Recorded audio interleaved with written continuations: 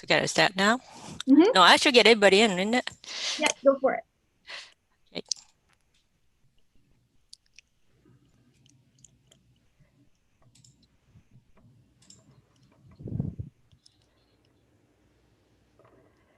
All right, I'm going to start now. All right, welcome everyone. My name is Mihoko Willa. I'm a Japanese instructor at the University of Central Florida in Orlando, and I will serve as a moderator tonight. Thank you for joining our webinar. This event is hosted by the UCF College of Arts and Humanities, Department of Modern Languages and Literatures, and by the Consulate General of Japan in Miami. I'd like to thank the staff member of Amata, Crystal, and Mr. Oba, Consul Saito, and staff members of Consulate General of Japan in Miami, Ms. Patton and Ms. Kearney, the staff members of College of Arts and Humanities, Ashling, Heather, and Victoria, and our department chair, Dr. Jerry Smith, for their background work to make this event possible. This online seminar is being live streamed on YouTube. All participants' cameras and microphones are turned off upon entry. I would like to remind all participants to keep them off during the seminar. You will be able to ask questions by using the online form during the presentation. The link is in the chat, and I will repost the link time to time. There are 3 segments in the presentation, and presenters will answer your questions after each segment. You can use the online form to ask questions after the event as well. In that case, please make sure to add your email address to your question. Without further ado, I'd like to welcome Executive Associate Dean Lyman Brody. Thank you, Ms. Wheeler. I appreciate that introduction. Hello, and thank you for being here for this wonderful event this evening, and for joining us at the UCF College of Arts and Humanities for this evening's presentation, How to Become a Game Developer in Japan. UCF, as many of you know, is a very large university and home to 70,000 plus students. And it's also a top-ranked game design and animation program university. And many of our students in those programs are taking Japanese language classes because they're interested in working for Japanese game development companies. While they're very passionate about these plans, information is not always readily available about how to put those plans into action. We would like students to be well informed, to turn their dreams into achievable goals and stay focused on their goals. Hopefully, this evening's discussion will provide some valuable insight. Today's presenters are both from Amata in Tokyo, Japan. Mr. Takahashi is the company president, and Ms. Broadhead is an experienced member of the game development staff. Amata is a Japanese game development company that has developed commercial video game content, especially for mobile and VR titles. In addition to game development, Amata also has expanded into work for other media, such as video production. Amata aims to grow as an entertainment company that makes the world more entertaining by creating content not only for Japanese audiences, but also for audiences overseas. At this time, I would like to welcome Deputy Consul General Koji Adachi, who will say a few words about the game industry in Japan. And thank you all for being here.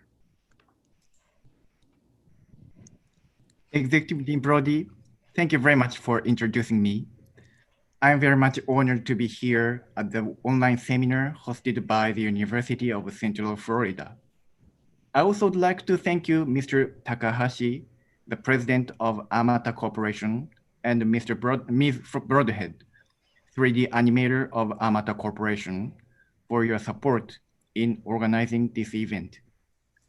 Since the release of Invaders game in 1978, there have been many popular and beloved video games originating from Japan. For example, Super Mario in 1985 and Pokemon in 1996, both of which I'm sure many people here are familiar with. Large Japanese game companies such as Nintendo, Square Enix, and Capcom are well known. They drive the innovation in the video game industry of the world. and have created many iconic games throughout the years. On the other hand, Japan's economic infrastructure is supported by small and medium-sized enterprises, which account for 99% of the number of Japanese enterprises. Amata Corporation is one of such valuable companies that support Japan's economic base. Amata Corporation actively participates in domestic and international game development conventions, and the company is also interacting with overseas game developers. Today, Mr. Takahashi will talk about how to work at the Japanese company as well as the Japanese game industry. I'm sure it will be a very fruitful lecture for you who are interested in working in Japan. Now, Mr. Takahashi and Ms. Broadhead will talk about how to become a game developer in Japan. Please enjoy the presentation. Thank you.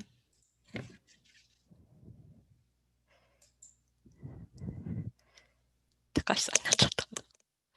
はい。高橋さん、どうぞ。はい。ごめん。今、オフになってました。はい。Hi, my name is Hiromichi Takahashi. I've been working in Japanese game industry for 28 years as a game designer, game director, and producer. Today, I'm going to talk about how to work as a game industry in Japan. よろしくお願いします。よろしくお願いします。Hello, everyone. My name is Alexis Broadhead. I'm an American who's been working in Japan for the last 10 years, and I've been in the game industry for over 6 years. Sorry, I have to have my son here today with me, but I'll try to keep him quiet. I'm really looking forward to answering your guys' questions about coming over to the game industry in Japan from an American point of view.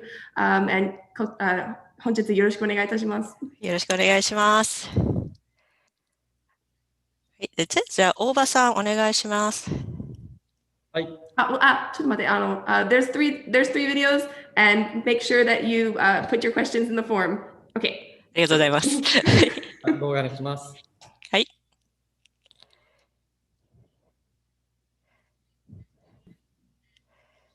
Okay, so the first thing we're going to talk about is Japanese work culture and working in Japan.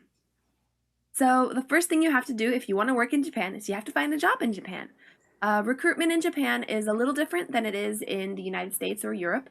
Most companies directly hire from universities, high schools, or technical schools, specifically hiring students or recent graduates that don't have experience in the real world just yet. The reason that they do this is that in Japan, it's very common, or it's the norm, for companies to nurture their newcomers within the company itself using on-the-job training. So rather than focusing on experience, they focus on portfolios and interviews in the selection process, as well as soft skills. Larger corporations may use things like the SPI test or general knowledge tests to screen applicants, but the majority of places do focus on portfolios and interviews. So the job hunting timeline is very, very different in Japan than it is from the United States. For example, the earliest students actually begin job hunting 2 years before they graduate. So in Japan, the school year goes from April to April.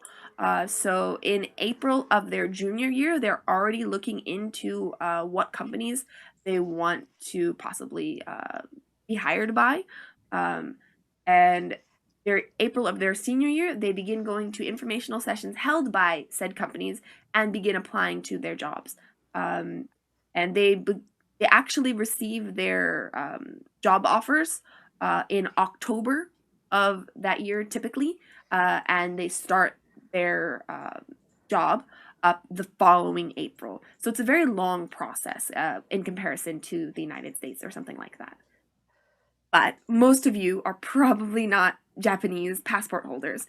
So if you are a non-Japanese passport holder, like I was, you have to go through a little bit more hoops than you normally would if you were a Japanese student. So on top of that normal process, you also have to make sure you leave time to apply for residency and to get your working permission. So you would want to start gathering that information again 2 years in advance. Here's a good, better way to visualize it. Here's the timeline. As you can see, you're going to need to start the process of interviewing a little bit sooner so that you have that additional time to get your residency all squared away. And when you do apply for residency status, there are some specific items you would need. You need photo, passport, all of that good stuff, normal things.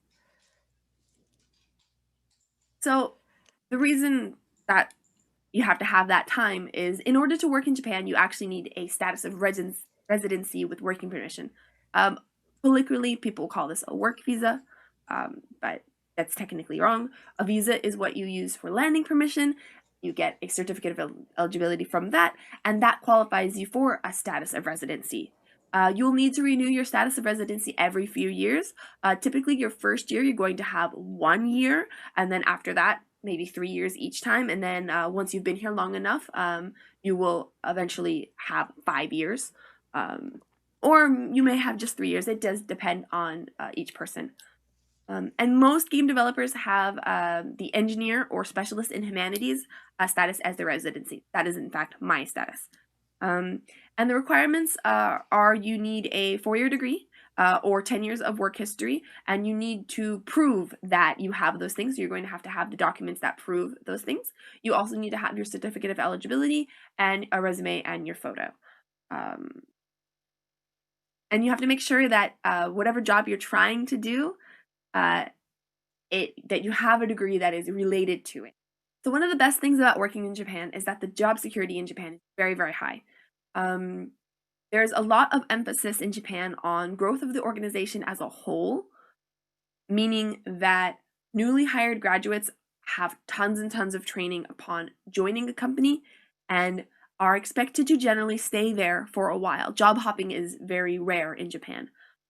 Because of this culture of, really trying to grow the organization as a whole, the hiring standards are actually very different in Japan. Fun fact, in Japan, there is no such thing as at-will employment.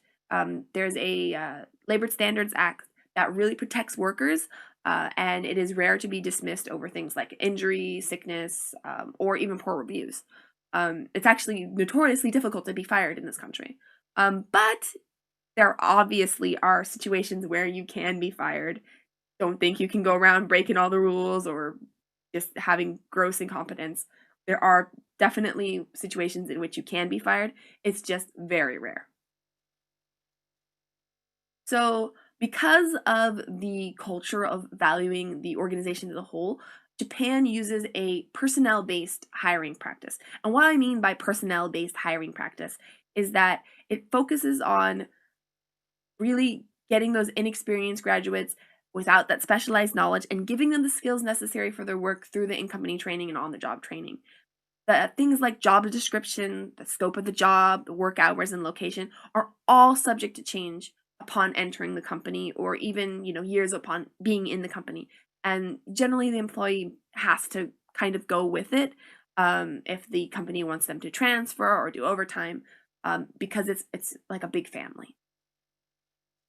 So the big differences between the US and Japan and these kind of things. The US is more position-based hiring where there's an opening and they need to fill that opening, and the specific duties and the location of the job are all in the job description. You do what your job asks you to do, nothing more, nothing less. And your salary is based on the skills that you need to complete those duties. And most American companies do expect you to be ready to go to work on day one. They're not going to be doing too much on-the-job training. Advancement in your career is generally, if you have the drive to do it, you can move up and you can move into leadership roles. If you don't, then you're fine to stay there. And there really isn't that much job security. Job hopping is very common. Layoffs are very common. If you're between projects, it's very common to have layoffs. Japan is completely different. First off, what you are expected to do at work and where you are expected to work is subject to change. It can change at any time. Obviously, they're going to talk to you about it, but it's not in your job description. They're recruiting all the time. It doesn't matter about vacancies. Every year they're looking to hire as many new graduates as they can because they want to grow the organization as a whole. Salary is based on, of course, your primary skills, but it's not just your primary skills. Your soft skills are also being considered and how you're able to help the company as a whole. Education, there's a lot of in-company training, a lot of seminars, on-the-job training, that kind of thing. There's a lot. They are not expecting a new grad to be ready to work day one. You spend the first couple of months in most companies just learning how to work, and not how to do your specific skills, how to work, how to be part of a company. Advancement, companies generally want the employees to be in leadership roles, so they will actively assist you to get there. They will put you through that kind of leadership training, and they expect you to advance and to go into leadership roles. And like I said before, the job description, it's not particularly defined. There are plenty of examples of, I'm an animator, but I do translation and I do interpretation, and it depends on whatever your skills are and whatever the company is needing at the moment. But you have amazing job security because it doesn't matter if you're between projects. If you're between projects as an animator, well, then you can do a project as some other aspect. And layoffs, I don't even think they're recognized by law. They are extremely, extremely rare. So if you think about it, position-based hiring is like a contract to do a very specific job, and personnel-based is a contract to be part of a big family and to help them in whatever way you can. So because of that, the way they divide labor is also quite different. Again, in Japan, workers are expected to do what the company needs, and there are no precise job descriptions in the contract even. In my contract, it does not say anything about me being an animator or a technical artist. Not a word about it. It's common for workers to be assigned tasks that fall outside their specialties, and generally you can't say no. Case in point, I am not a translator, but I have translated plenty of things. So some clear differences, again, in the US, each person has a very specific role and very specific responsibilities, and they generally don't stray from those things. In Japan, you have roles and responsibilities, but it's very blurry. The lines are very blurry. And in the US, you've got your results and you get your evaluation. In Japan, it's not just results based. It's based on how you're contributing to the company as a whole. In the US, it's really focused on a person's skills and their individual specialization, whereas Japan, it's more team-based and company as a whole. They're trying to make a well-rounded company. Of course, everyone wants to know about salary. So in this, there's a lot of overlap, but there's two kinds. There's the duty-based salary and the evaluation-based pay. And the US typically does it on the duty-based side, where there's a price on the work, person is assigned to that work, they do that work, and the salary is based on how difficult that particular job is and how that person is doing at that job. Whereas in Japan, the style they typically use here is a price is for that person. It doesn't matter what I'm doing in my role, my price is always the same. It doesn't matter if I'm working as an animator or if I'm working as a translator. And pay is not just based on your ability in your specific specialty. It's based on your soft skills and your ability to carry out things that are outside of your typical wheelhouse. And it is believed that, as you get experience, you're going to get better at your job. So pay typically increases with the number of years spent on the job. And it also increases based on how the company itself is doing. Of course, the thing everyone is the most worried about is the language. And yes, unfortunately, if you live in Japan, you have to work in Japanese. English is not very commonly used in Japan, and the good majority of businesses do require you to have some Japanese skill. Typically, you're going to need the Japanese language proficiency test N2 or higher certification in order to work in Japan. N2 speakers, generally they can do everyday conversations, but they can also understand Japanese in a variety of situations that are outside of an everyday context. We recommend taking some JLP tests, practice tests, or some classes to figure out what level you are. So, and it's kind of weird. N1 is the highest level, N5 is the lowest level. So there's two different kinds of businesses in Japan. There's small to medium enterprises, SMEs, or large corporations. Amata is an SME, actually. And it basically just depends on how much money they have, how much stock they have, and the number of employees. And there's a lot of advantages to being in a smaller to medium place versus a large one. So a large corporation example would be like Square Enix or Capcom or somewhere very, very big like that.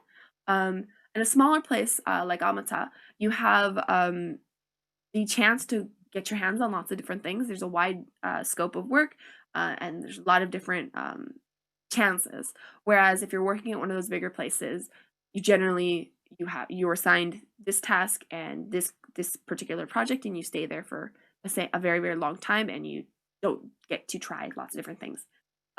There's generally more ownership of tasks in a smaller company because you are asked to do more things. It's also a lot easier to see your impact on the pipeline and the final product because there are just less cogs in the process. Decisions are made faster because there are fewer people. In a large corporation, there's a lot of people that things need to go through, so it takes a lot of time to make decisions. Transfers and changes are relatively few in a smaller place, but it just depends on the job and the industry. And with the large places, because they have studios all over, their transfers can happen pretty commonly, and you can be transferred between projects fairly quickly if needed. And smaller companies are very cozy. It's very easy to even go up to the company president, whereas in a large place, you'll be lucky if you know people outside of your team. And obviously, it's a lot faster to advance in a smaller company because you're getting more chances to interact with those above you. Okay, so now on to life in Japan. Question number 2 after language is always housing. And we'll go ahead and just say it. It can be very difficult to find housing in Japan as a non-Japanese person. It's just the sad reality. It is getting better. I've been in Japan 10 years, and it is getting better with time. However, there's still a chance that you go to a real estate company and they see that you're foreign and say, we can't work with you. Here's some examples of reasons that you may get refused. However, a lot of companies do offer assistance when searching for housing. Amata does that too. So it's okay. It's not the end of the world. It is possible to find housing here. It just takes a little bit more doing. Another big one, especially for us Americans, is insurance and pension. So in Japan, we do have nationalized insurance, nationalized healthcare, and non-Japanese citizens are required to join in the health, employment, and national insurance schemes, just like Japanese people.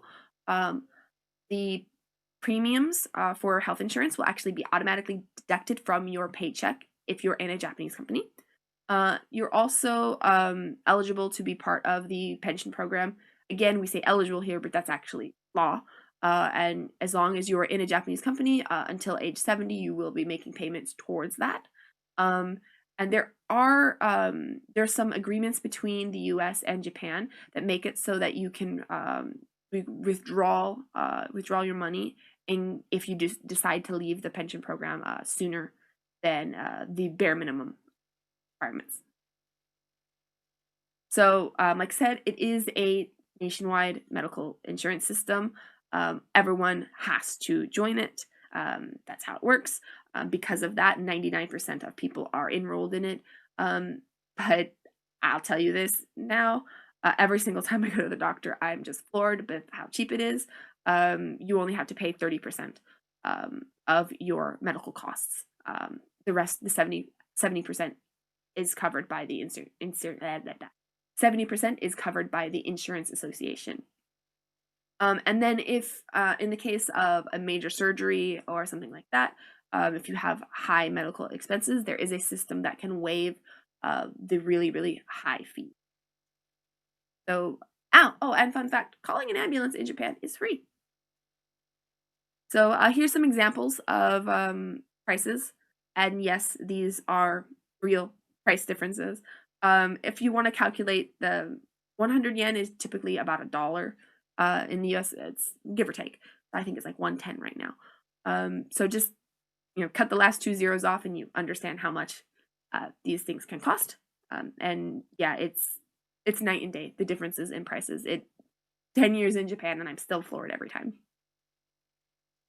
So there is a Social Security agreement between the US and Japan that allows people who are enrolled in the Japanese and American pension systems to avoid problems that come from leaving one system too soon. So before this, if you worked in Japan for only 2 or 3 years, you weren't able to get your money back.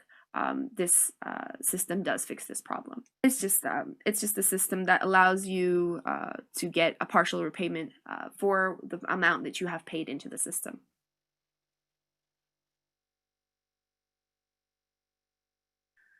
Okay. Oh my goodness, there are so many questions. I'm definitely not going to be able to go through each and every single one of them. However, there is a lot of overlap. So what I'm going to do is I'm going to answer them as groups.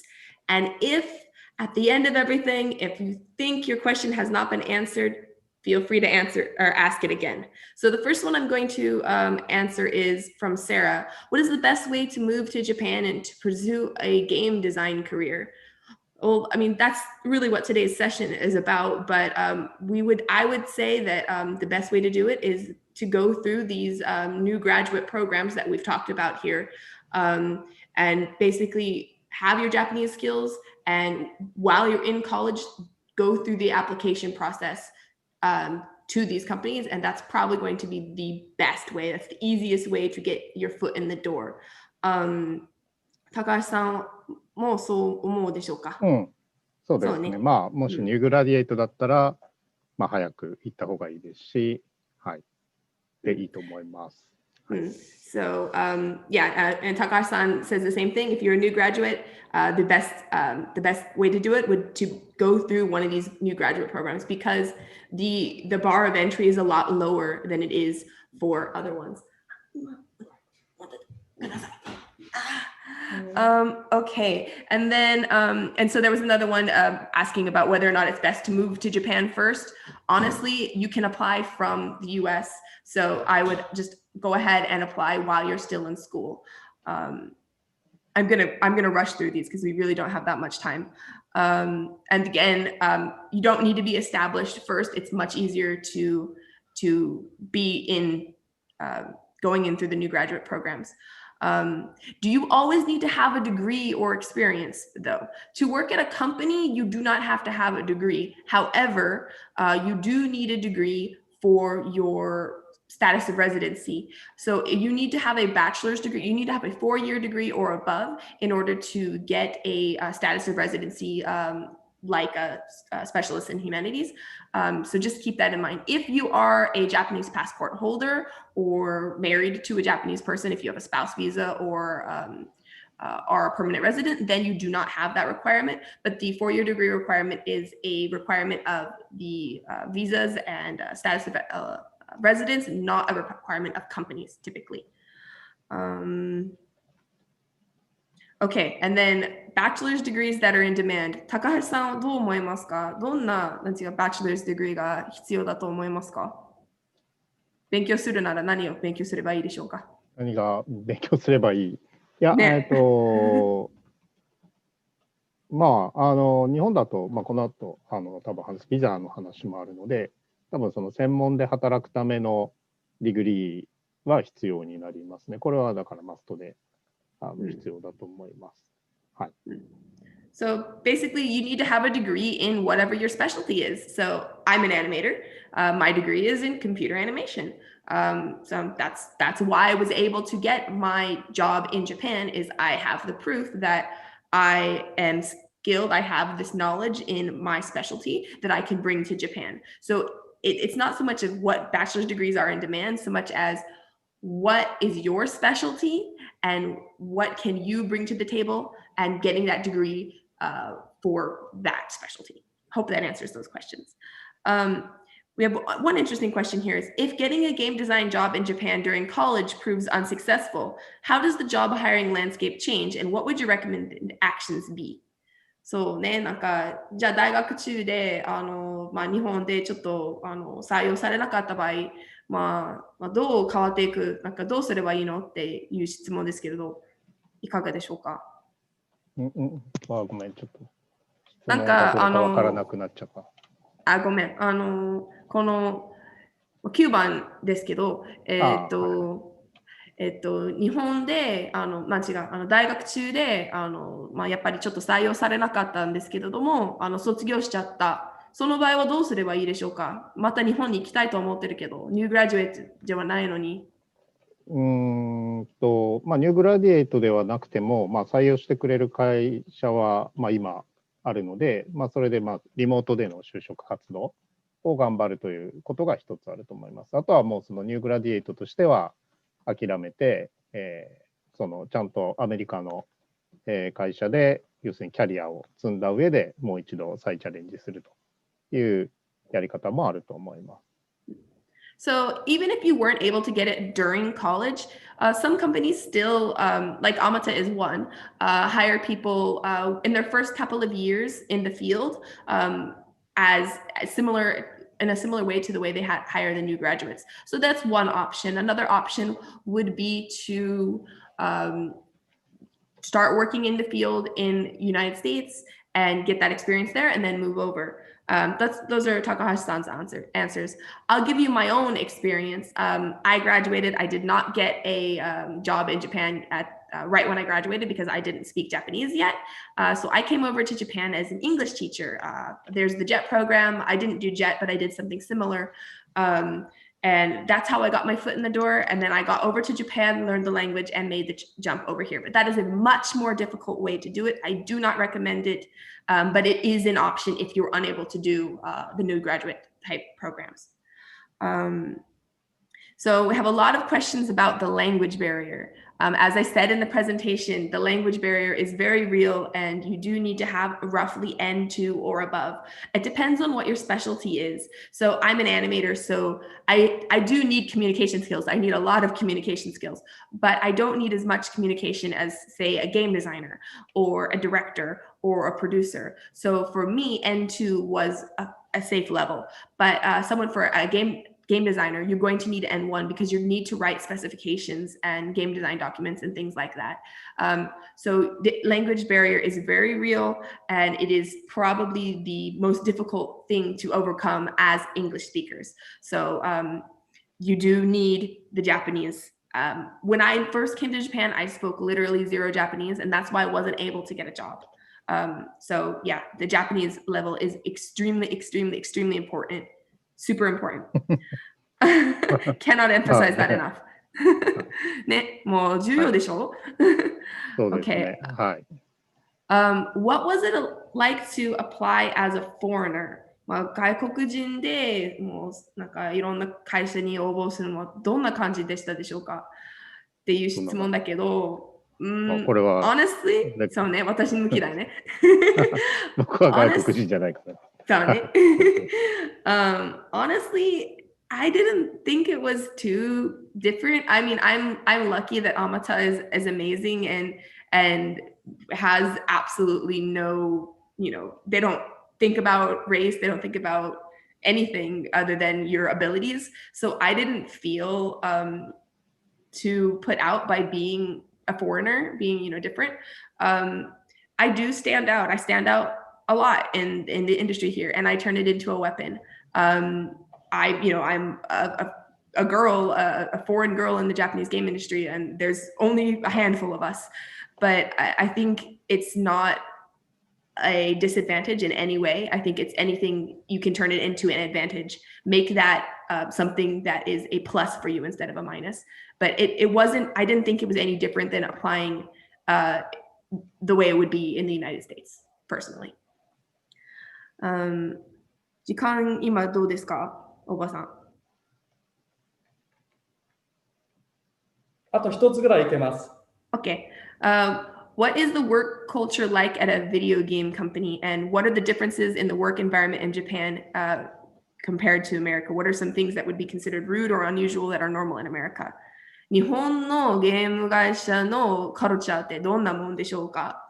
なんかアメリカと違うとことかあアメリりますか？カはちょっとわからないけど。わかんないよね。私もわかんないよね。昔は、まあすごく労働時間が長くて、会社に泊まることもまあ多かったです。まあ、ただ最近は日本のゲーム業界も徐々に、そういう働き方っていうのはちゃんと、まあ、ある程度ちゃんと時間をコントロールしながら働くというふうに、変わっていっています。まあ、あとは、まあ、日本的なゲーム作りというか、やっぱりすごく、まあ、アニメとかストーリー、ラインとかをすごく重視するようなゲームの作り方をするケースが多いので、まあ、そういうところに対してこうフォーカスできるような人だと、まあ、働いてて楽しいかなと思います。So Takahashi-san says that one of the biggest differences, and this has been changing in recent times, but one of the biggest differences was the amount of work, the amount of overtime and amount of work that was being done. There was a lot of work being done outside of normal business hours, and people would sleep at work and things like that. It has improved greatly in recent years. That's definitely gone a little bit by the wayside, but that does still exist in places. Another difference might be just the way the Japanese mindset is when approaching game design, thinking about it, kind of the more anime style and more the kind of stories that they do focus on. I would say from my perspective, as someone who didn't grow up in Japan and now lives in Japan and works in the Japanese game industry, I would say one of the biggest differences is definitely that top-down versus bottom-up approach. And we'll go into that a little bit more later, but Japan is definitely more, there is a director and he has a vision and we're all working towards that vision. Whereas in the US, it's everyone's kind of working together for the team's vision. I think that Japan definitely puts the director, puts their vision first. And that's why you get these really interesting games. はい、一旦質問でお願いします。Okay, じゃあ、次の動画をお願いします。There's still lots of questions I haven't gotten to, but I will try to get to them after the next one. Please keep asking. And じゃあ、次の動画お願いします。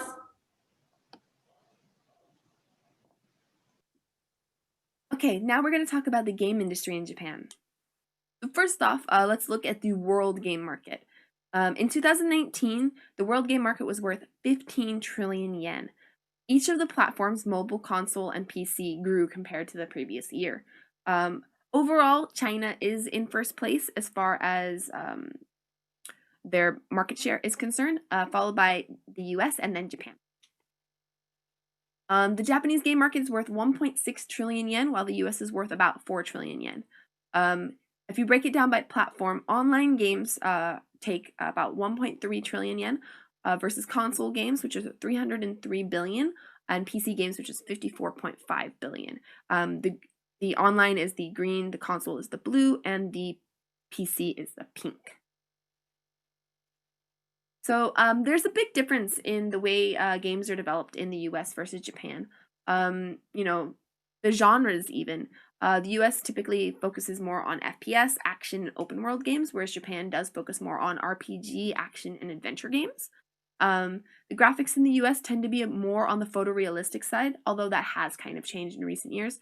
Whereas in Japan, there's still a very large emphasis on anime style games. In the US, there's a big emphasis on player experience and player freedom, and there's a lot of sandbox qualities to recent games. Whereas in Japan, there's a lot of emphasis on game design itself, the linear storytelling, and they're often very character-driven, character-based games. The US, typically there's international teams, and there's outsourcing to all ports of the world, whereas in Japan, teams are typically composed of Japanese people only.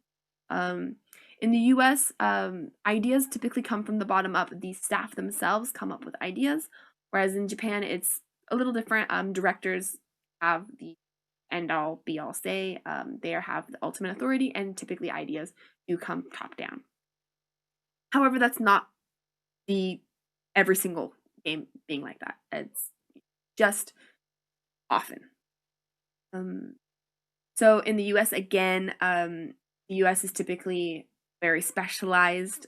Each person does a very specialized job, whereas in Japan, the scope of the individual person's job depends on the team and what title they are working on. Job changes are very common. You can go from an artist to director and things like that. I have personally done that. And yes, also the career, it's very common to, in the US, apply to lots of different jobs. Job jumping is very common. Transfers are also common, whereas in Japan, staying within the same company for a very long time is the norm. So here's a list of the typical roles that you will see in a Japanese game developer. There are game programmers, game planners, 2D artists, 3D artists, game directors, and game producers. So let's go through each of those. Game programmers. There are 4 different types of programmers: client-side programmers, server-side programmers, tool programmers, and build engineers. And basically what a programmer does is they create the programming used in the game itself. Without that programming, there is game. They build systems so that the games function smoothly. They typically use programming languages such as C# to do that. They also work closely with the engine. And generally, game programmers do need to have either graduated from a university with a programming major or have graduated from a programming course at a specialized game school. And hiring is typically done through interviews and submission of game samples with their source code included. Typically, they do look very closely at the source code. Game planners. Game planners is a little bit more uniquely Japanese term. It encompasses a lot of different specialties. This includes game design, level design, data input and creation, and production management, schedule management, etc. Basically, what a game planner is it's a catch-all. They do everything that a programmer or artist doesn't do. And typically, if you want to become a game planner in Japan, you will have needed to have majored in game design at university or have graduated from some sort of planner course at a specialized game school. Hiring is done, like other things, with interviews and submission of ideas, proposals, essays, and game samples. The samples should be submitted, and the hiring standards do differ greatly between each company, so just make sure you keep that in mind. 2D artists are exactly what that sounds like. They're artists who create 2D assets for games according to the specifications of that game. There can be concept artists, prop design, background arts, and UI. In Japan, 2D artists generally don't just focus on concept art, pixel art, UI. They generally do a little of each. Only very, very large companies allow for very, very specific specialization. Like, I'm only a UI artist or I'm only a concept artist. Typically, if you want to be a concept artist, you need to have some other skill. I get asked that a lot. Generally, you need to have more than one skill if you want to be a concept artist, because concept is only ever done at the beginning of a project, and there are other things that need to be done 2D wise throughout a project. And obviously, just like the other things, you need to have graduated from an art school or an art course at a university or a specialized school, and hiring is done based on your portfolio and interview. 3D artists are very similar. You make the 3D assets for a game based on specifications. And again, 3D artists generally do multiple duties. There are a lot of CG generalists in Japan. However, specialization is increasing. There are character artists, background artists, technical artists, 3D animators, effects artist. There's a whole slew of things. Again, you will have need to have graduated from a university with a major in 3D animation or from a specialized school. And again, hiring is based on portfolios and interviews. Game directors. This is where things start to change. Up until this point, each one of these categories have been something that we would directly hire from a new graduate. However, but game directors and game producers are generally hired within the company. It's very, very rare for a new graduate to be hired as a director, because the game director is the leader of the entire production team. They have a lot of authority over the game, a lot of ownership over the game, especially in Japanese. And what the typical way one becomes a director is after working for a company for a long time, their abilities are recognized and they're given the director's role. Planners are most commonly promoted to directors, but programmers and artists do have that ability. In my case, I was an animator first, and I became a director, and I'm back in animator. But yeah. So also, the skills that you need to be a game director. You need a track record in world building, game design, etc. That's better than those of the people around you. You need exceptional communication skills. Communication skills are probably the number one thing you need as a director. And you also need a lot of experience in projects, progress, and schedule management. Schedule management may fall within your role, but even if it doesn't, as a director, you do need to have an understanding of management. Otherwise, you're going to come up with things, try to lead your team in a direction that's impossible. Now, game producers, on the other hand, it's another job that it's extremely rare for a new a new graduate to directly go into this position. However, assistant producers can be hired as new grads. It's just rare. It's very common for them to be a management position at the same time in the company structure. Game producers are the highest level within a game. They worry about the management of the game. They think about the staffing, the budget for the game, things like that. They're involved in the entire process from the beginning of the project, getting the funding for the project, all the way to the very end to the sales of the project and trying to recoup any budget and things like that. There's a lot of things that one needs to be able to do in order to become a game producer. You need knowledge of promotion and marketing. You need knowledge and experience in budget and schedule management. You need human research management, and you obviously need a lot of experience in game development. A game producer is the most difficult of the individual roles that one can have in a game development studio. So what kind of people are we looking for?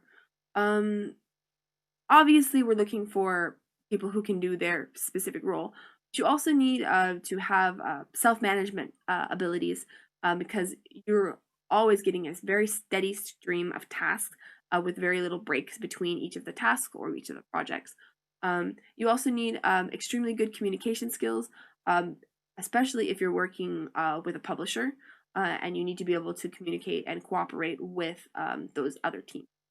Again, the borders between the job scopes are very, very vague. They're very blurry, and your role will often change between titles. Like I mentioned before, I was an animator on one title, I was a director of another title, and then I went back to being an animator and a technical artist.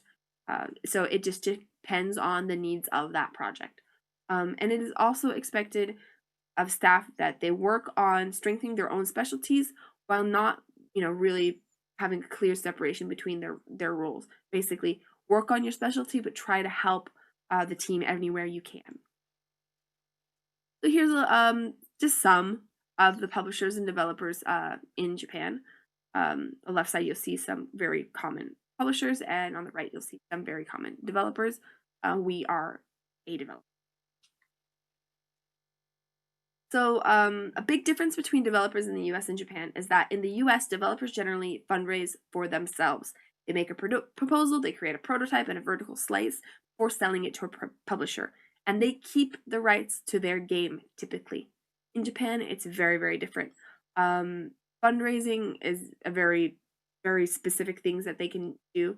Prototyping or vertical slices is actually extremely rare. And the producers on the publisher side will create a proposal, and they will work with the developer to carry out development. And sometimes developers will create the proposal, but generally it's kind of rare. And the publishers almost always keep 100% of the right. So what does it mean to work in Japan's game industry? There's a lot of big cultural differences, as we've seen here today, between working in the game industry in the US and Japan. And by understanding the differences in the hiring practices, training, and scope of duties, as well as the unique challenges that we as non-Japanese citizens face, be better prepared to, in case you decide to work in Japan. Not very easy to work in the Japanese game industry. Not. It can be very difficult at times, but it is so worth it if you're up to the challenge.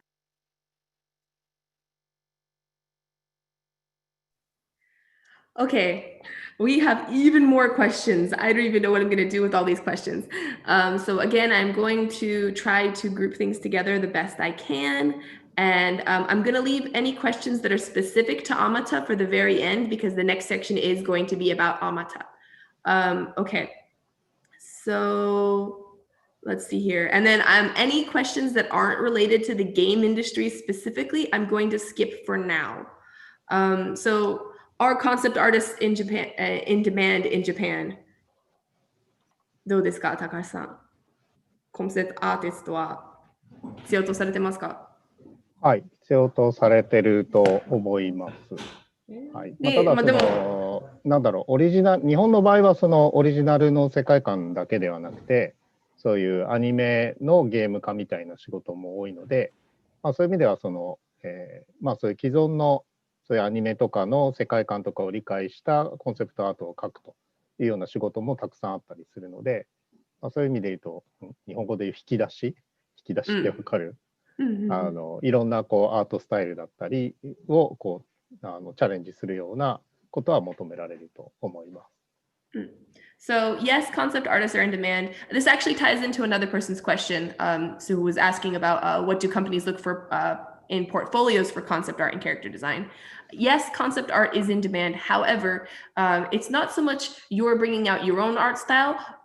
It's more so that there's a specific look that you're trying to emulate, like a specific anime or manga's art style, and you need to do something called hikidashi, which you need to like emulate, need to pull that style out and make it so everyone's art is kind of similar and working with that original anime style or whatever manga you're trying to make it all fit together cohesively.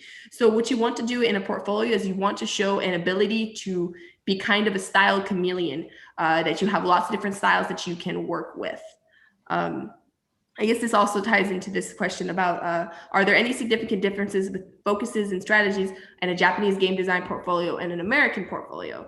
その日本のゲームのポートフォリオを作るときとアメリカの場合はちょっとわからないんだけど、そういうなんか、戦略ってありますか？日本のゲームデザインポートフォリオには。特にない。ゲームデザイナーなんか戦略性、なんかこういうゲームの企画を出したらお得とか、そういうのってありますか？就職活動の時のポートフォリオで。そう。だよね。いや、それは多分企業ごとに、得意なジャンルがある、会社もあるので、そういうところだとやっぱりその会社で作ってるスタイルのゲームデザインのものがないと多分ダメだと思います。なのでどちらかというと、日本だからというよりはその企業ごとに戦略を考えてポートフォリオを作る方がいいと思います。So this is similar in the US. It's not so much you need to think about because it's Japan, you need to make this kind of portfolio. It's more so it's because it's this company, you want to make this kind of portfolio. So let's say you're going to apply to Square Enix. You probably want to have some RPG type games in your portfolio. If you're going to apply to Arc System Works and you don't have any sort of fighting games in there, I mean it's not going to hurt you, but it's definitely not going to help you. You see what I mean? Think about the company that you're applying to, and then choose what you're going to do there. Hopefully that answers that. This is actually for Mihoko. The seminar is being streamed to YouTube. Will the contents of the seminar exist as a video after it ends so that people may watch in the future? And will the survey be opened after the Zoom ends?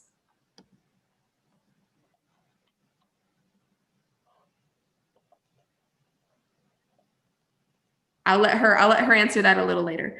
Okay. Are the trends of games similar to that in the States? For example, in the States, the trend of games that are battle royales based off of how many of them were bought or viewed on streaming platforms. どうですか、日本の今のゲームのトレンド。ゲームのトレンド、まあでもだんだん同じにはなってきてるけど、そうね。そう、まあポケモンとか、まあ任天堂のゲームはあつ森とかは、日本でも大人気です。あとはまあ以前は日本だけでしたけど、今はなんかモンスターハンターとかも割とワールドワイドで、プレイヤーが増えたので、まあ、そういう意味ではあまり欧米と変わらなくなってきている気が。バトルロイヤル系は日本で人気になってる。フォートナイトは大人気ですね。うん。あと配信されると、なんていうかさらに人気になったりすることってありますか？フォートナイトとかはプレイヤーたくさんいますし、まあ、これも多分あまり世界で変わらないと思いますけど、マインクラフトとかは、まあ、そういうストリーマーもたくさんいるし、プレイヤーもたくさんいるので、すごく、まあ、そういう意味だと、日本独自のゲーム、というよりも、まあ、世界で売れてる日本のゲームが、まあ、日本でも人気があるというふうになってきていると思います。So honestly, recently the game industry in Japan is really similar to the United States. Yes, the battle royale games are very popular. Fortnite is huge right now. Yes, the games that are very popular on streaming platforms, Minecraft is huge right now. And then also just Nintendo games in general. Pokemon is a huge seller. Animal Crossing is a huge seller. So really there isn't that big of a difference anymore in the trends of games in Japan versus the trends of games in the US now. How do taxes work in Japan? Is the government actively trying to make taxes as confusing as possible, like the IRS? Taxes are super easy here because the company takes care of everything for you. As an American citizen, you do need to report your taxes to the United States as well as Japan, but there is a tax treaty between the two countries that it's like the foreign income exclusion, I believe it is called, that makes it a lot simpler. It's a lot simpler to file our taxes in Japan. What was the most difficult part of transitioning to work in Japan? The language barrier is obviously a big one. I would say there's also just in Japan, people don't straight out say things, like they're not as straight to the point as they are in the US. People in the US, if they don't like something, they'll say, I don't like it. But in Japan, they'll kind of, or they'll say muzukashii when they mean no. Muzukashii means that's difficult when they mean no. And getting those nuances, understanding those nuances did take some time. I think that was probably the most difficult part of transitioning. But I came to Japan when I was very, very young, and I learned a lot about working in Japan before I actually worked in the game industry, and that really helped me specifically. 今時間どうですか？まだ大丈夫です。ですね、あと3分いけます。Okay. Okay, I'm going to answer all of these in kind of a block here. There's 4 I'm going to answer together. Do you have any tips on job hunting for Japanese jobs while in college? What's the best way to make connections in Japan for working in Japan? How difficult is it to get into larger corporations like Nintendo, Square Enix, or Capcom? And where can I find these new graduate programs? I'm a junior and would like to get ahead. And so first off, tips on job hunting for Japanese jobs and networking. Right now, obviously COVID, can't really whatever, but I find that GDC is one of the best places to network in the entirety of the United States and in Japan. Honestly, I do my best networking with people in Japan at GDC. So if you have the opportunity to go to GDC when it's back, I highly recommend it. And then otherwise, just remotely looking at all of the company's websites that you are specifically interested in. Those larger corporations like Nintendo, Square Enix, Capcom, they do have on their websites new graduate programs just right there in their careers page. So just go check out their careers pages and just apply to all of them. いかがですか、高橋さん。カプコンとかスクエニとか。そうそう、スクエニとかニンテンドとかカプコンとか。そういう大きな会社は、そのニューグラディエイト向けにも、英語のそういうエントリーページを用意しているようなところは、多分ウェルカムだと思うので、そこからアプライしてもらえればいいと思います。はい。So those larger corporations, some of them have English career pages. If it has a career page in English, that means come on, welcome, apply. So just apply to them. で、その Nintendo とか Square Enix とか Capcom に入るのにどのぐらい難しいでしょうか？それは日本人でも難しいですよね。カプコンはね、ちょっと。カプコンは意外と入れるかも。今すごいカプコンは日本の中でもすごく積極的に、そのニューグラディエイトのゲームディベロッパーを採用しています。ただ多分やっぱり、大阪の会社ですごくその日本語のレベルは多分東京の会社よりも求められると思います。So those larger corporations are even difficult for Japanese people to get in. Capcom recently has been really focusing on hiring new graduates. So there is a chance there, but one thing to keep in mind is those companies like Nintendo and Capcom that are based in Osaka, your Japanese skills are probably going to be put to the test even more. So just keep that in mind. I'm going to go for like one more. これ早めに答えられるので、これだけちょっと。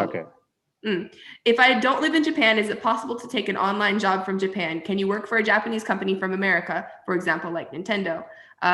To my knowledge, most places do not like you to work remotely from another country. Japan is very much still, they want you to be within, even though even Amata right now, we are working remotely, we do need to be living within Tokyo, within reach of our studio. So the good majority of companies, you are going to need to be physically in Japan. So you're not going to be able to work there at a Japanese company, typically from the United States. However, every company is different. I can't speak on all of their behalf.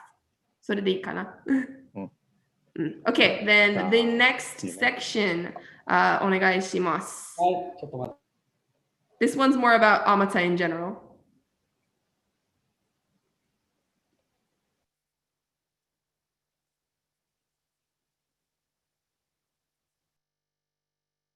Okay, so I do want to take this opportunity to talk about Amata a little bit. Amata has been around since June of 2008. At last time we updated these slides back in 2019, we had over 200 staff members, including our contract staff. We have two offices, one in Tokyo, one in Sapporo, which Sapporo is in Hokkaido. You can see the staff makeup. We have a good balance between artists, engineers, and planners.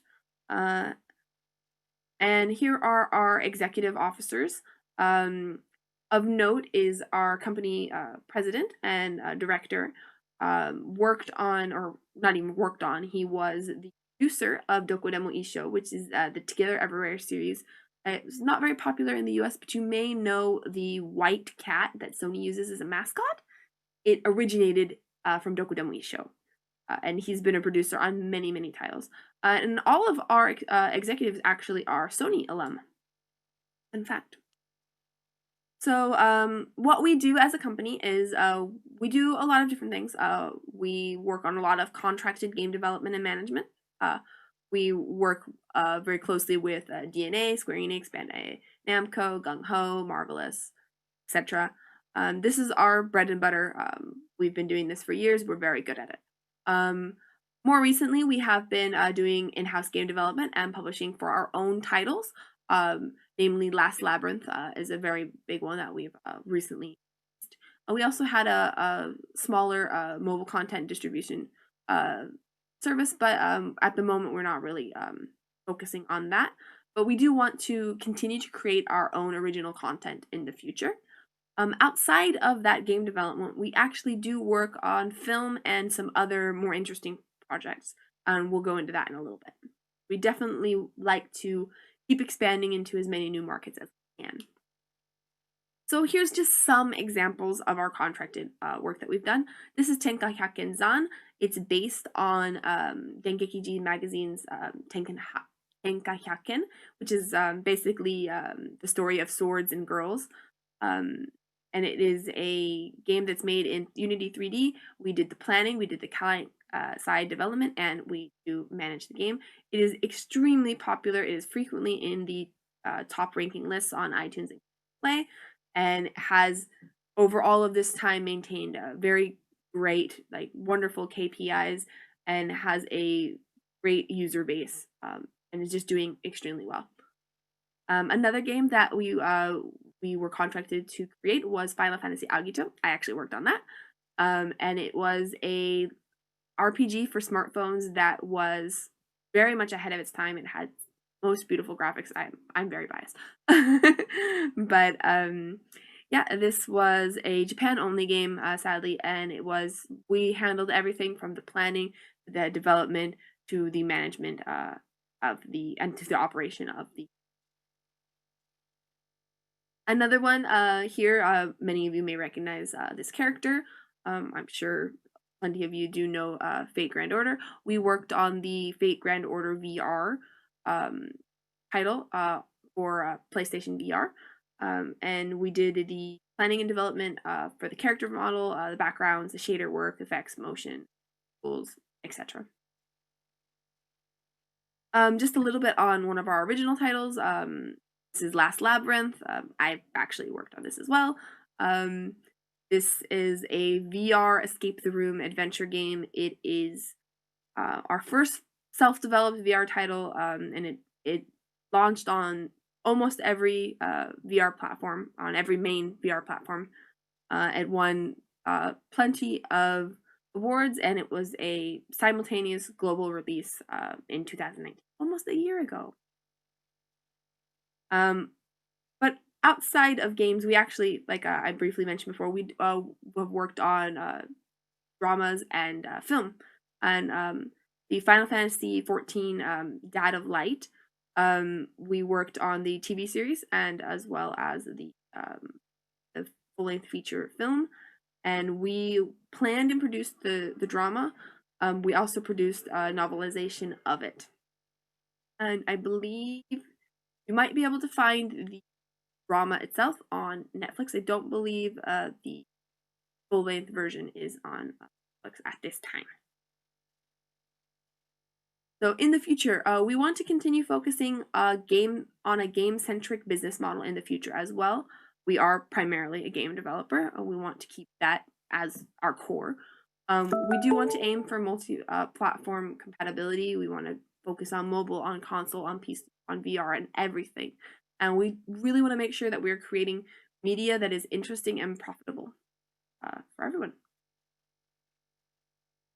While we are continue to focus on games, we want to create new content in each and every industry, VR, film, manga, etc., and link them all together in a multifaceted way to maximize our business strategy. This is our collaborative content strategy, is what we call it. And we want to make Japanese content multi-platform and global. So here's just some stuff about our staff. Here's just a few pictures of our wonderful staff. We have a very active, very friendly, very cozy studio. We have a lot of different activities that we do, or we did pre-COVID. And it's really a blast working there, and everyone is very close. I actually really do love working at Amata.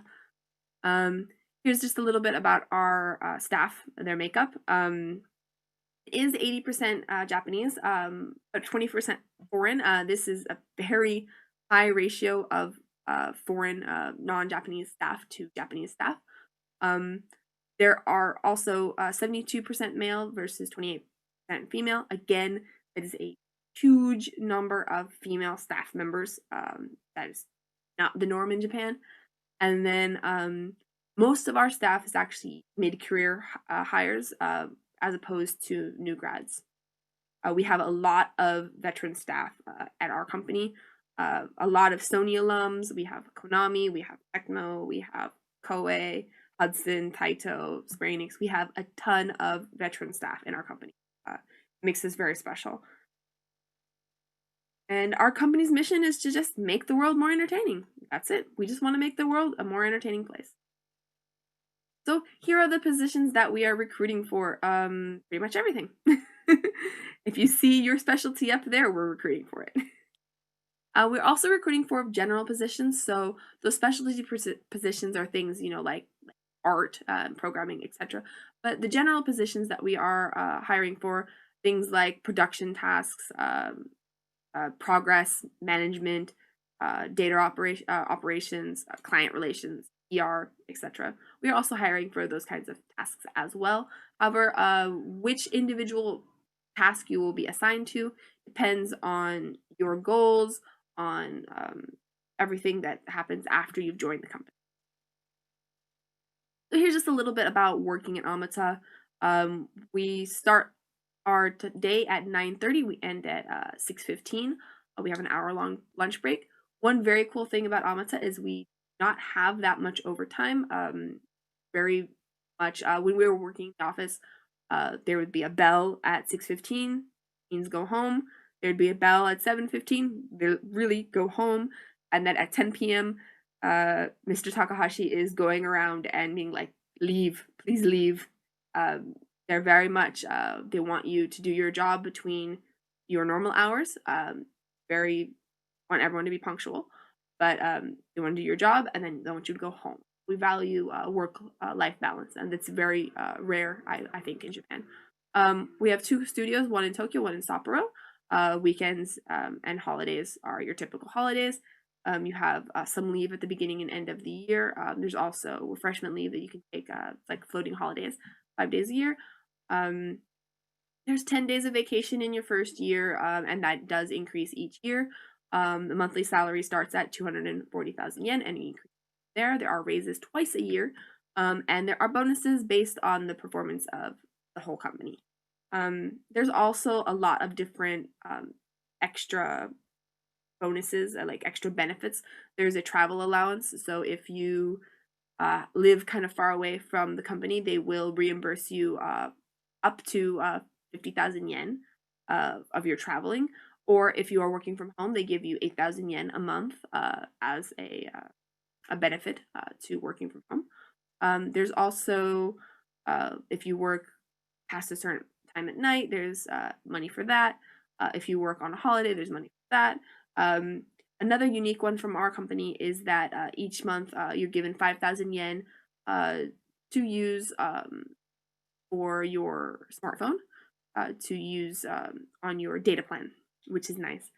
We also, once a year, you are allowed 50,000 yen, which is roughly $500, to help create your work environment at home to be towards a computer or a smartphone or of that sort. Also, if you live within, I believe it's 3 stations of the office, you get X amount of money to help out. We want to encourage people to live close to the office. And also there's insurance. So here's how hiring flow works. First off, you'll submit your resume. If you go to amata.co.jp, look at the entry-level section of the career section of our corporate site.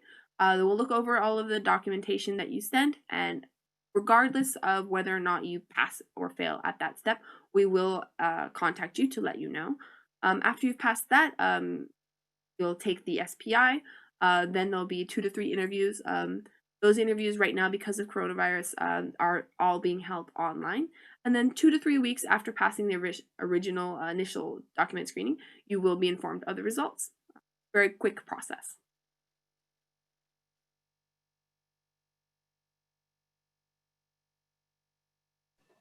Okay. So again, there's tons and tons of questions here. I don't know if I'm going to be able to get to all of them, but I'm going to do my best. But there's one that's actually been here since the beginning that I just can't wait for Takahashi-san to answer. What do you think makes you stand out amongst other video game companies? 他のゲーム会社とあまたはどう違いますか？一番多いのは、大きいのは、外国人が 20% いるというのは、多分日本のゲーム会社の中でもすごく多いと思います。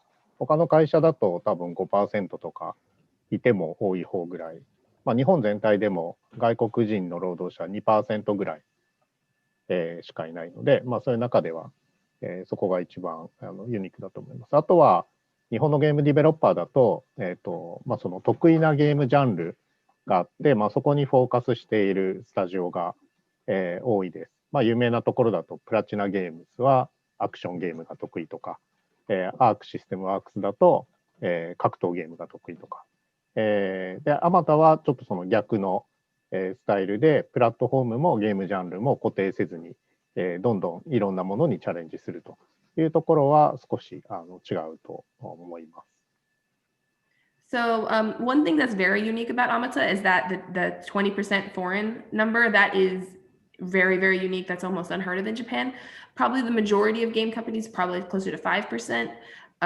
So 20% is right off the bat one of the biggest differences. Another big difference between Amata and other companies would be that Amata doesn't specifically focus on one platform or one genre. We love all entertainment and want to create all entertainment. So most developers do focus on one thing. So for example, Platinum Games tends to make action games. Arc System Works tends to make fighting games. We don't focus on one genre of game, nor do we focus on one platform. We work on them all. And so that makes us stand out a little bit. Okay. Does your company offer any training programs or internships? And if they do, what are the requirements? なんかトレーニングやインターンシップってありますか？今、インターンシップは、そのコロナもあるし、あまり積極的にはやっていないです。で、ニューグラディエイトとか、あと普通に入社した人も、いろんな形の研修プログラムはあります。あと、あれですね、勉強会、っていう形で、相互に社内での、ノウハウとかナレッジをシェアしたりするようなものは自主的なものもあるし、会社が開催するものも結構たくさん開催されています。So right now, because of the whole Corona situation, we're not, really seeking out interns. But what we do have the new graduate program that we offer. We call it our Challenger program. And if you are hired as a new graduate, there is a lot of on-the-job training. There's a lot of seminars. There's a lot of Benkyokai, which are like study sessions that are held throughout the year to help you grow as an individual. So we do focus a lot on training, but we just do not currently have, because of the whole global situation, we're not really focused on internships. 似てるんですけど、日本のゲーム会社って外国人を宿るのインターンシップって存在するでしょうか？で、日本のインターンシップはアメリカと似ているものでしょうか？他の会社さんはやってるんかも？そうです。日本はそもそも、3年とか4年ぐらい前までそんなにインターンシップがポピュラーではなかったです。で、多分アメリカのインターンシップとは多分違って、就職活動のための、すごく簡単な、プログラムをインターンシップと呼ぶケースが、多いというふうに思っています。なので、ちょっと多分アメリカで思っているインターンシップとは違うと思います。短いものだとワンデイインターンシップって言って、1日しかやらない、それはインターンシップなのかって思うかもしれないですけど、もう本当に就職活動の、前段階のプログラムとしてのインターンシップが多いです。で、これを外国人向けにやってるかっていうと、多分それをやってる会社はあまりないと思います。そこに外国人が参加すること自体はいいけど、外国人を採用するため専用のプログラムを作っているところはまだ少ないと思います。So while yes, there may be game companies that do have internships with foreigners, there probably aren't any that specifically focus on foreigners. But one thing to note is that internships in the US and internships in Japan do work a little differently. In Japan, they're more as just kind of a process of getting to the point where you can start job hunting. They're like a stepping stone to job hunting. They have things like one-day internships, and you might be like, well, does that even count as an internship if it's one day? I mean, it's a little different than the way internships are handled in the US. But yes, they do. You can, as a foreigner, you can apply to internships, but they don't work the same way as they do in the US. Go on. What computer programs does Amata require the staff to know? なんか深いな。あまたはどんなソフトをスタッフに覚えないといけない。他の質問もあったけど、あれじゃないの、普通にそのゲームエンジンだったり、ですよね、 PCC ゲームエンジン。ツール、そうね、普通のやつだよね。そう、Unity 3D とか、アンリアルエンジンとか、あと、マヤとか、サブスタンスシリーズとか、多分、基本になる部分は、そんなに、アメリカと変わらないと思います。日本独自のミドルウェアとかDCC ツールが時々使われてたりしますけど、はい、大体は同じ。So it's typically the same kind of things that you're using in the United States. We're gonna answer several questions at once with this, because there were some questions about what platforms do you use for your games, and is there much overlap in development software? Yeah, the software is the same Unity 3D, Unreal Engine, Maya, Photoshop. Those are all the standard throughout the entire world, and so those are the kinds of software that we do need our staff to learn. There are some special Japanese middlewares, but typically you're going to be using the game industry standards. Okay, how is working in Japan for women, mostly foreign women? That's a loaded question.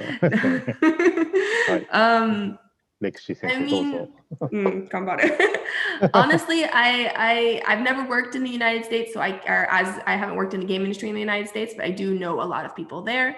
I wouldn't say that, at least in recent years, that it's too different. It really does depend on your company, though. So as you guys saw, I have a kid. I just literally, he's 3 months old. I just had him, and they have been nothing but easy to work with as far as that's concerned. It's not so much as a foreign woman thing, it's just a woman thing, I guess, there. But as far as have I experienced any sort of issues because I'm a foreign woman, I can't say that I have. I've been very proactive in the industry here. I've done seminars, I've talked at our version of GDC, and I can't say that I have felt any specific discrimination in my own little bubble. I can't say that every company is the same, but I can at least say that Amata and those around me, I haven't felt, anything too different than I feel like I would feel if I was working in the game industry in the US. Hopefully that answers that. If you have tattoos and piercings, will it be difficult to get a job, or is there discrimination in everyday life? If you have tattoos on your face and you have tattoos all over your body, you will have some problems. But I have tattoos and I have piercings, and you can't see them in everyday life, and I've never had a problem with that. なんか日本だとタトゥーとピアスつけてると採用されますか？あんまり多くなければ大丈夫じゃないかな。As long as you're not fully covered in them. 日本にはトラディショナルヤクザが、タトゥーを入れるという、伝統があって、その影響もあって、温泉とかプールとか、タトゥーがあると、入れないと。ジムも、そういうところがあるので、影響が全然ないということは、残念ながらないです。これは伝統的にヤクザがタトゥーを入れていたという、文化的な背景があるというところですね。So I'm sure some of you have heard of that traditional, like old school Japanese Yakuza have a lot of tattoos. And so tattoos are kind of associated with Yakuza. So if you have tattoos, even if they're small and easy to cover like mine are, you can't get into onsen. A lot of gyms won't let you in, and pools won't let you in, even if you cover them. And that's just, kind of, you have to deal with that. So it's not like there's no problems in life, but it's relatively minor. I haven't had too many issues overall. Especially if they're easy to cover. If you're just head to toe, you might run into some issues. But if they're easy to cover, or if there's just a couple of small ones, it's probably not going to be too big of a problem. Is it difficult to transition into a Japanese animation game style after learning from a foreign school? No, because I think the principles of animation are the principles of animation. The way that they handle exaggeration and things like that is a little different, but that's going to be that way in different studios in the United States as well. So I think it's really just how do you adapt to a different kind of style, not specifically just the Japanese style. And I mean, there's things like limited animation and things like that, but that's also that's starting to be done in the US as well. So I think that it's just being able to adapt. It's not so much of a Western versus Eastern thing. It's just adapting in general. 勝手に自分が答えちゃった。And then these are probably more towards me. これも私向きだと思う。Do you have any internships or did you take any internships or take part in any external experience to help build your portfolio? And how was the interview process? How many pieces were expected in your portfolio? For a 3D artist, what is expected in your portfolio? So me personally, I went to Full Sail and I graduated from Full Sail with a bachelor's in computer animation. I did not take any internships. I did not have any external experience that helped build my portfolio. I specifically just applied with what I did in school, which I don't recommend doing, but that's what I did. And I was just, I was lucky they hired me based on my portfolio, but definitely more experience, the better. So I would recommend getting as much building of your portfolio as possible.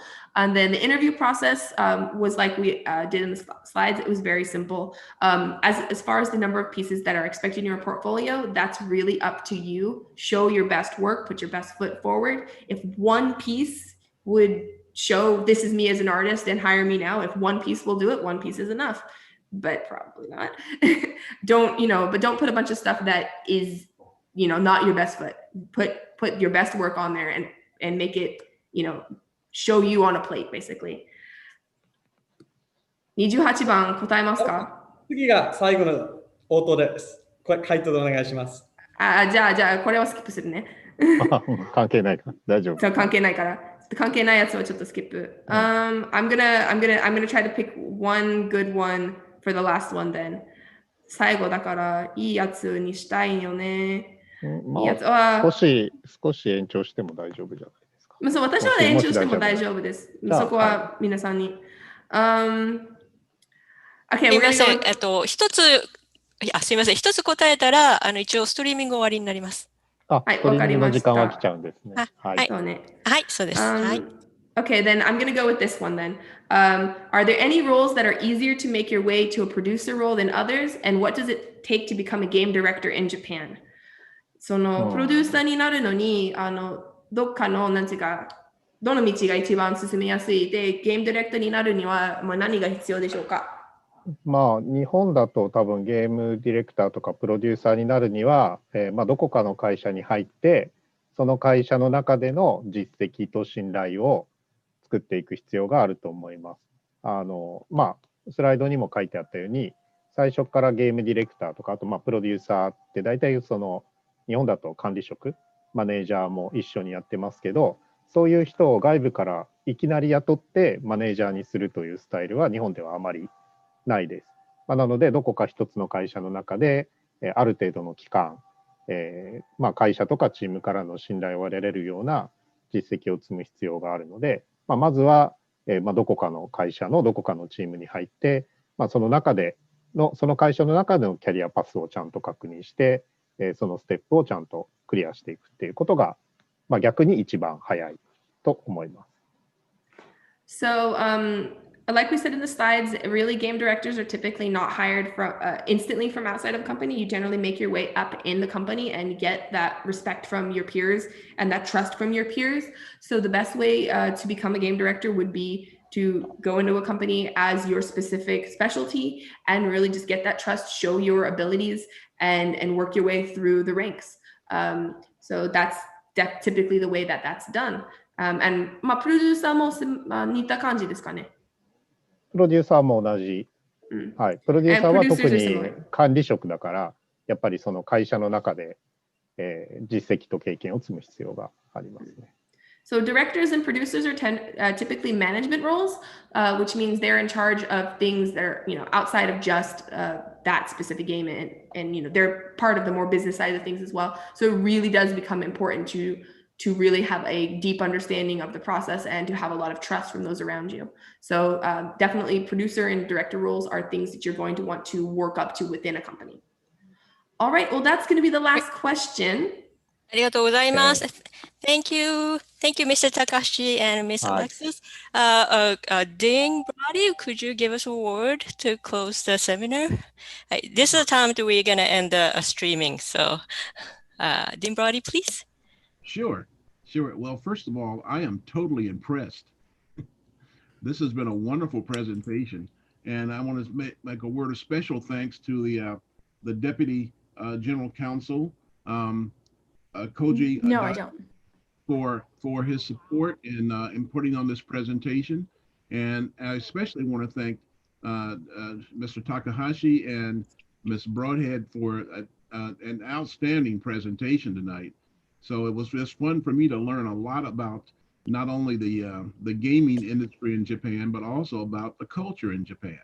So I'm hoping that our illustrious Professor Wheeler will have a number of people contacting her now, because I heard through the presentation that one of the most important aspects of working in Japan is being able to communicate in the language. So, and I see the head nodding right now, and I think that's going to be the most important thing for folks, especially during this COVID time, that if the students can work on the language while they're working on their skills as well in the gaming area, that will be very beneficial for them if they choose to make that trek to Japan. So thank you all so much for a wonderful presentation, and I look forward to some more collaborations like this in the future. And I want to say special thanks to Professor Wheeler, for her organization of all of this process tonight. So this has been a great evening. So thank you all very much. All right. Thank you. All right, so everyone who's participating, you can still use the questionnaire form after the event is over. So please go ahead and fill out the form. Make sure you add your email address to that so that Alexis-san can reply back. All right, thank you so much for joining. All right, goodbye. ありがとうございます。さようなら。Right, so Ashlyn, how are we gonna end? Can I stop now? You can just end it. Okay. Thank you very much for participating. Wow, bye-bye. And if you guys can, the Amata company people and the UCF professors and